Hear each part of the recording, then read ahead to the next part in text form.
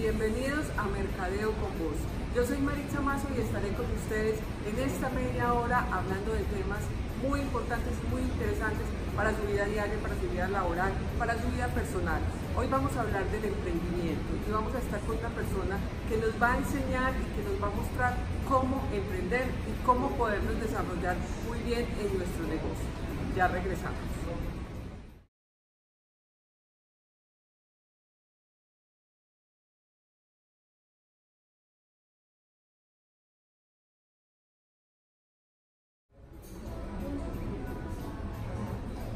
Y hoy tenemos como invitado a Juan Carlos Zuleta, ingeniero mecánico de la Universidad de AFIT, gestor de Imprecom, una empresa de plásticos, y nieto de uno de los empresarios más insignes de esta ciudad, del país, diría yo, José María Acevedo, dueño de ACEP, que está todavía, su abuelo tiene 100 años. En agosto cumple 100 años, sí. Imagínense, en agosto cumple 100 años y todavía trabaja.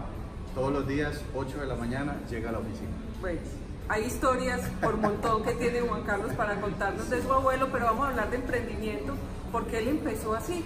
Él empezó, a pesar de que tiene a su abuelo y a esa empresa detrás, pues le llegó a su vida un emprendimiento, una empresa, y nos va a contar y vamos a compartir cómo podemos hacer todo esto y cómo no podemos desistir en el intento.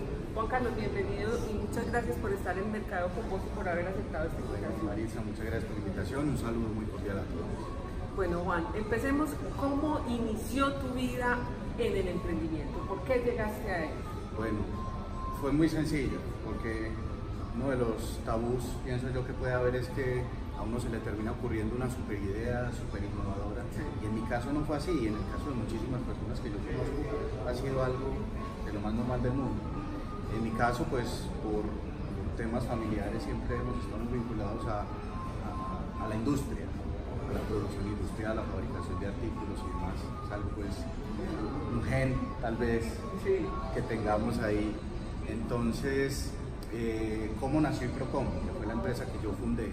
Yo estaba todavía en la universidad, ingeniería mecánica en AFIT, y en algún momento mi papá me confrontó y me dijo, bueno, ¿tu carrera para qué? ¿Qué te vas a poner a hacer en la vida?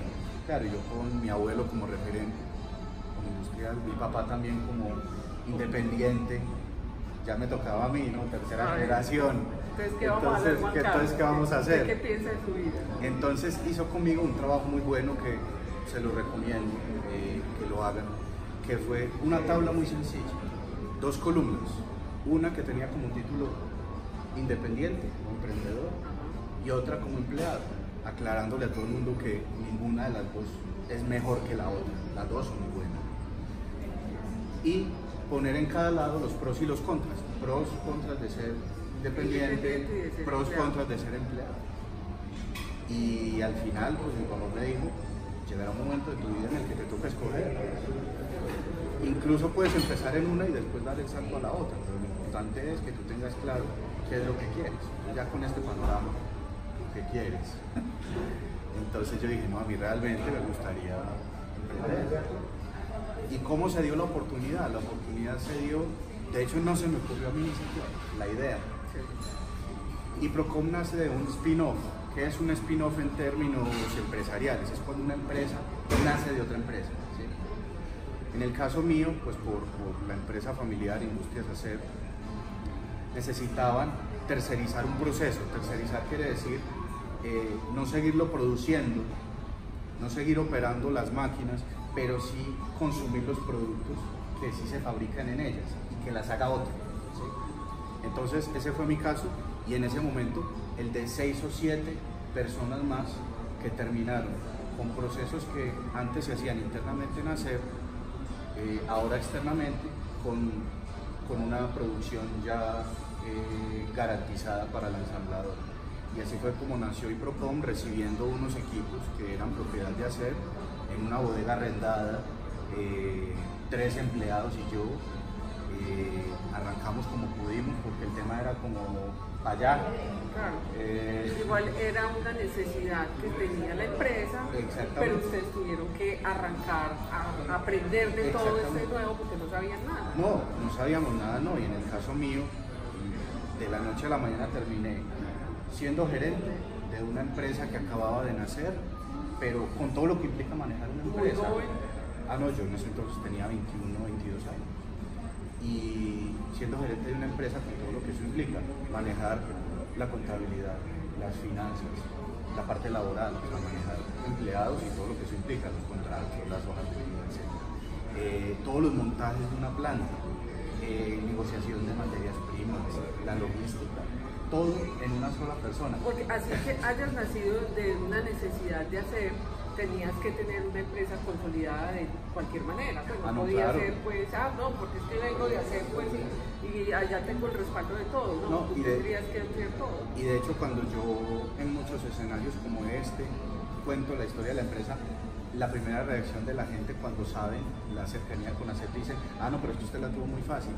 Y yo creo que es más difícil, porque el listón te lo ponen muy alto, el nivel de exigencia te lo ponen muy alto, porque tienes que cumplir unos estándares de calidad que ya la empresa los estaba cumpliendo cuando hacía eso internamente. Tienes que cumplir. No puedes salir con cualquier cosa, un plastiquito pues ahí tienes que se cumplir, quebró el primer uso. No, y tienes que cumplir unas entregas, por ejemplo, porque si no entregas, paras la planta de producción. Y un paro de planta para una ensambladora es el más caro que hay. Y así, entonces cuando dicen, pues la tuvo muy fácil, no, venga, yo les explico por qué no me tocó tan fácil. Paré la planta varias veces, me gané regaños, pero bueno, es el aprendizaje. Es el aprendizaje, no hay nada más que enseñe que los errores que uno comete, que los fracasos. Y bueno, aquí estamos. Más duro porque son regaños más duros. No, claro, no, y no solo, y también, o sea, nacer de una empresa grande ya es una responsabilidad, y si además uno es de la familia, más todavía porque esperan más de uno, ¿no? Sí, entonces, es complejo. Sí, es complejo. Es una responsabilidad mucho más grande. Sí, claro. Que cómo se puede afrontar frente al mercado y frente a todos esos retos que se te presentan. Uno tiene un compromiso con la familia, pero tenés que responderte personalmente. Yo creo que uno tiene que aprender a separar. Una cosa es la vida laboral y otra cosa es la vida familiar y personal. Y para uno ser exitoso, uno tiene que ser exitoso porque es buena persona, pero también porque es buen profesional, porque la empresa está bien constituida, porque cumple, porque le da confianza a los clientes, porque el producto es bueno, y al final por eso es que termina siendo exitoso. Y obviamente siendo una persona que represente lo que la empresa es. Teniendo la oportunidad de haber sido un empleado de ACEP. Bueno, exactamente no. Bueno, podrías haber tenido la oportunidad. Podrías haber tenido la oportunidad. Podría, aunque en la empresa tenemos un protocolo de familia en el cual para un familiar aspirar a trabajar en la empresa tiene que cumplir ciertos requisitos. En mi caso en ese entonces todavía no los había cumplido, pero salió primero la otra oportunidad. Bueno, Juan, vamos a un corte de comerciales y ya regresamos.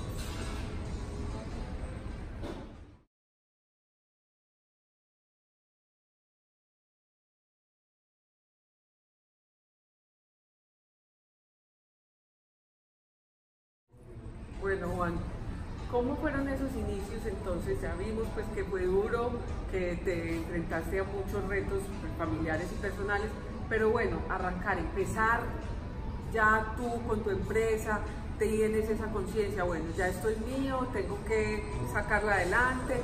¿Cuáles fueron tus parámetros para ese inicio y para arrancar?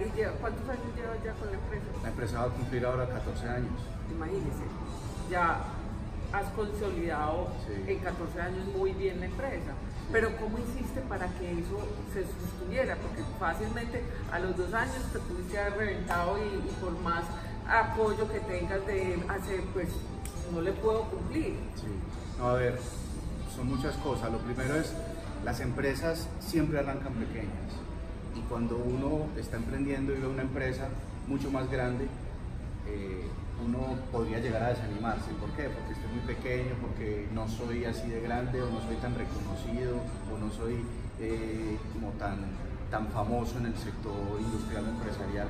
Todas las empresas nacen pequeñas, y a uno como emprendedor, cuando está comenzando, le toca, como te contaba ahora al final del segmento anterior, le toca hacer de todo. O O sea, uno tiene que ser el gerente, pero también tiene que ser el del aseo, y también tiene que ser el que entrega la mercancía, todo tiene que ser el que imprime la factura en el computador o la hace a mano, porque cuando uno arranca como puede. A medida que la empresa va creciendo, pues va pudiendo delegar diferentes funciones en personas que las puedan hacer para uno dedicarse a otras tareas que contribuyan al crecimiento de la empresa. Dificultades en el camino, todas las que se puedan aparecer, se van a aparecer siempre, todas. Desde problemas logísticos, problemas con las personas, problemas financieros. Y ahí es donde uno tiene que empezar a insistir, persistir y no desistir. La paciencia es súper clara, y sobre todo en el sector industrial, porque ahora, digamos, hay muchos emprendimientos en el mundo digital, aplicaciones y cosas de estas, que son de rápido crecimiento, de incubaciones muy aceleradas, de posicionamientos súper rápidos, pero en el sector industrial el tema de la paciencia, bueno, y en muchos otros sectores, la paciencia es clave. En todas partes, y toda la vida tiene que aplicar uno la paciencia. Sí, claro, ¿no? Porque no todo se puede siempre para allá, y hay cosas que necesitan su tiempo. Hay negocios que para que salgan adelante necesitan tiempo, pero no solo tiempo, sino lo que llamamos el maletineo. O sea, hay que ir donde el cliente, hay que visitarlo 1, 2, 3 veces, hay que invitarlo a almorzar, hay que traerlo a la empresa para que conozca, porque tiene que generar confianza a la relación. Y también hay proyectos que se demoran su tiempo porque el diseño se demora, porque fabricar los herramientales se demora, porque hay veces que hay que comprar una máquina y hay que importarla y se demora. Entonces, muchas veces las cosas pues no van al ritmo que uno quisiera, pero uno sí tiene que garantizar que vayan al mejor ritmo posible, ¿no? Entonces, en ese caso la paciencia es clave y, como decías ahora, con perseverancia, pero también haciendo las cosas bien, es que las empresas pues crecen, y aquí en Antioquia pues hay muchísimos referentes, no solo ASEP, de empresas que son insignias del departamento y del país, ¿no? Que empezaron chiquitas. Así empezó a ser, pues es un emprendimiento. En un emprendimiento. Así empezó tu abuelo. Así fue, un taller de 12 metros cuadrados en 1940 y él un empleado. Y los dos viven todavía. El primer empleado todavía vive. ¿Y cuántos años tiene? Mi abuelo tiene 99, él tendrá 80 y pico largos, ¿no? Le llevaba a mi abuelo el almuerzo en una copa. Ese fue su primer trabajo. Sí. Y todavía, pues ya está pensionado. Todavía trabaja. Y todavía trabaja en la empresa. Sí. Vean qué ejemplos tan bonitos. Todavía trabaja en la empresa. Juan, en este país, en materia de legislación, digamos, para las empresas, para el emprendimiento, ¿cómo estamos? A ver, en estos últimos años van saliendo o han ido saliendo muchas leyes. Hace un tiempo hubo una ley de emprendimiento, ley de apoyo a las pymes, que tienen artículos de los que uno se puede aprovechar cuando está montando una empresa. Algunas exenciones. Ahora recientemente el gobierno Duque, pues con todo el tema de la economía naranja, también ha hablado de una ley para impulsar la industria en Colombia. Falta, tengo entendido, que salgan unos decretos reglamentarios en la última reforma tributaria que le den unas exenciones a ciertos emprendimientos que clasifican dentro de los sectores que el gobierno ha definido. En fin, o sea, ahí toca hacer un trabajo de minería, porque sí hay cosas de las que uno se puede pegar. Por ejemplo, en su momento, cuando yo constituí la empresa en el año 2006, estaba vigente, no sé si todavía lo esté, la ley 590, que en una parte tenía que, para empresas que habían nacido recientemente, podía tener unas exenciones para fiscales y sus empleados por unos años. Entonces, al final, los cálculos que hacía uno es que por un número de empleados con las exenciones terminaba pagando 1 o 2 más, ¿sí? Cosas por el estilo, ¿no? Entonces, ahí hay un trabajo importante para hacer en minería, porque también depende mucho del sector en el que está. Yo estaba en el industrial, pero ahora, por ejemplo, se está potenciando mucho el turismo, bueno, la economía naranja, todo lo que tenga propiedad intelectual asociada, que es la economía naranja. al producto o servicio que se esté prestando. Tiene muchos beneficios. Bueno, y en materia de capital, o sea, tenemos beneficios, digamos, en materia de leyes, pero en capital, para que le preste a un banco para emprender una empresa, pues debe de llevar, la empresa tuvo que haberse constituido hace muchos más años para que podamos cumplir los requisitos que se requieren. ¿Hay alguien que pueda financiar o que diga uno, bueno, un ejemplo de hace tiempos, que ayudaba mucho pues a los empresarios, que era Microempresas de Antioquia, que se podía buscar capital en eso, que ahora se puede buscar más o seguimos limitados en esa parte de recursos? Yo creo que esta es la época en que hay más recursos disponibles para apoyar el emprendimiento. Recientemente, hace un mes y medio, salía en la revista Dinero que llegaba a SoftBank con, si mal no estoy la cifra, $5.000 millones para este tipo de proyectos. A ver, yo creo que dinero y recursos disponibles para invertir en emprendimiento hay. Donde pienso yo que los colombianos a veces nos colgamos y que no sabemos presentar la idea, no sabemos presentar y estructurar un proyecto para convencer a un inversionista que invierta en la empresa, si es que no contamos con los recursos personales y familiares para hacerlo. Entonces, inversionistas hay muchísimos para apoyar el emprendimiento. Después de este corte vamos a ver cómo podemos ayudarle para que usted presente un buen proyecto de emprendimiento. Ya regresamos.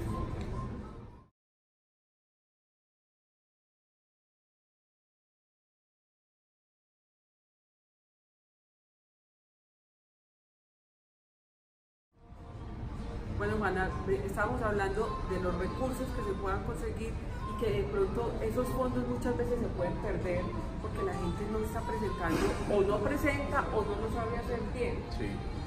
¿Cómo podemos orientarle a todos estos oyentes y seguidores que están aquí en este momento con nosotros? ¿Cómo podemos ayudarles a que presenten, que tengamos unos parámetros para presentar bien esos proyectos y que podamos tener esos recursos para emprender nuestro negocio? Bueno, para responderte esa pregunta te voy a dar primero un dato, y es la primera causa por la cual un emprendedor desiste de continuar con su empresa es que el emprendimiento no le está retornando los ingresos que pensó que le iba a dar. Entonces, habiendo dicho esto, es muy importante hacer muy bien el plan de negocios. Eso es clave para cualquier emprendimiento, ya sea una tienda de barrio o ya sea una empresa con posibilidades de crecer y volverse una industria, una aplicación, el plan de negocios. ¿Qué es el plan de negocios? El plan de negocios es cómo va a funcionar la empresa en papel. Entonces, uno tiene que saber que el papel aguanta con todo, ¿no? Y que uno puede soñar, y soñar es muy bueno. Pero todo lo que quiera lo puede poner en papel, ya de ahí a que lo ejecute. Uno tiene que hacer el plan de negocios con cabeza muy fría, porque uno se enamora de la idea de negocio y ahí es cuando la empieza a embarrar. No es malo enamorarse, pero es bueno a veces ser un poquito ácido en el análisis. El nivel entre la razón y el corazón bien. Exactamente. Entonces, ¿qué es el plan de negocios? Es cómo va a funcionar tu empresa, pero en papel. Dígalo en papel. Y es un ejercicio muy bueno porque uno empieza a escribir y a redactar, bueno, a ver, ¿cuál es mi producto o el servicio que voy a hacer? Y uno lo define, voy a hacer esto y esto y esto y esto.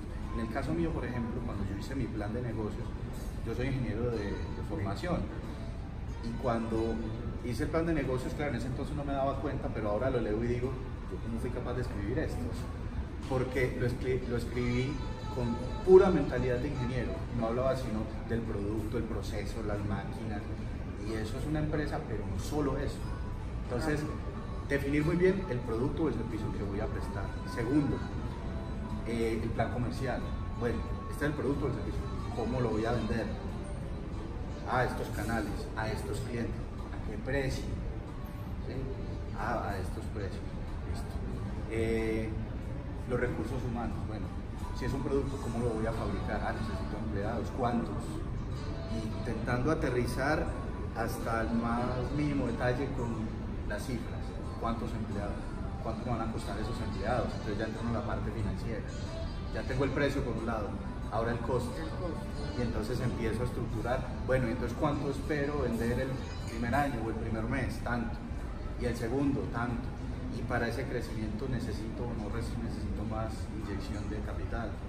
Entonces, todo eso es un plan de negocios. El problema es que uno a veces se queda en la idea bonita, en el logo, de la empresa. Ahora este es el logo y el nombre, tal, que es muy importante, pero no más importante. Lo primero es la registradora, o sea, cómo va a funcionar esto, ¿sí? Eso es un plan de negocios, tiene muchos más puntos. Hay documentos en internet, hay muchísimos a los que pueden acudir, hay libros que dan muchos tips para construir el plan de negocios, pero ojo, esos libros, esos artículos no lo construyes uno, y muchas veces le toca a uno suponer cosas. ¿Por qué? Porque es que desde el principio uno no sabe después qué va a pasar al primer año. Entonces, y como tú dices, el papel puede con todo. En un libro pueden venir muchísimas cosas, pero y creen que y cuando lo escriben, no, pues aquí está la varita mágica. No, la varita mágica no está ahí. Así es. Entonces, claro, si uno plantea mal el plan de negocios, después cuando no está teniendo los resultados que uno pensó que iba a tener, entonces lo primero que tiende a hacer uno es a desanimarse. Si no, ya no quiero seguir, ya. Ahí es cuando necesita paciencia, necesita cabeza fría para ver por qué fue que no fui capaz de dar el resultado que me había propuesto. Lo que te dije al principio, la primera causa por la que la gente no sigue es porque no tuvo el resultado que pensó que iba a tener. Y la realidad le demuestra a uno que cualquier plan que uno haga tiene posibilidades de no salir como uno pensó. Entonces, es clave el plan de negocios, pero bien aterrizado, bien ácido. Póngale menos corazón. Menos corazón, más cabeza y más ley de Murphy. Sí, y más ley de Murphy. Lo que uno piense que va a pasar malo, póngalo. Porque con seguridad le va a pasar. Esa es la ley de Murphy. Esa es la ley de Murphy. Juan, digamos, para pues decir qué puede escoger uno, pero el momento de escoger y de decidir qué voy a hacer, demos 3 tipsitos como para que tengamos en cuenta. Digamos, a ti te llegó por una necesidad externa a ti. Sí. Pero si fueras en este momento a decidir qué emprender hoy, ¿qué tendrías en cuenta? 3 cosas que tuvieras en cuenta. Bueno, la primera de todas, y yo creo que es la más importante, ¿qué nivel de riesgo soy capaz de asumir? Al final, la tablita que les comenté al principio, emprendedor, empleado y tal, al final la gran diferencia entre las 2 columnas, sí, la gran diferencia es el nivel de riesgo que uno u otro está dispuesto a asumir. Eso es lo que hace la gran diferencia. Entonces, lo primero es qué nivel de riesgo estoy yo dispuesto a asumir, dependiendo de la idea, que es el segundo punto que yo hablaría, que se me ocurrió. Porque a uno se le pueden ocurrir muchas cosas y uno posiblemente las va descartando en automático, ¿no? O te llega una idea. O llega una idea y uno dice, sí, pero es que para yo hacer eso, esto me implica A, B, C, D, y ya uno dice, no. O puede ser una persona más arriesgada y dice, listo, yo me le mido. Entonces, lo primero es definir el nivel de riesgo que uno está dispuesto a asumir para una idea que se le pueda ocurrir o que le pueda llegar. El tercer punto que es clave ahí, yo creo, lo que mencionamos hace un momento, estructurar bien la idea, aterrizarla bien con un plan de negocios bien hecho. Porque si no, pues sí, por más recursos que uno tenga, si la idea no está bien estructurada, no le van a servir para nada. Igual que teniendo recursos sin idea, pues es que tampoco hay algo para desarrollar. Necesitas una articulación entre las 3 cosas, digo yo. Bueno, Juan, se nos acabó el tiempo. Qué pesar. Qué pesar.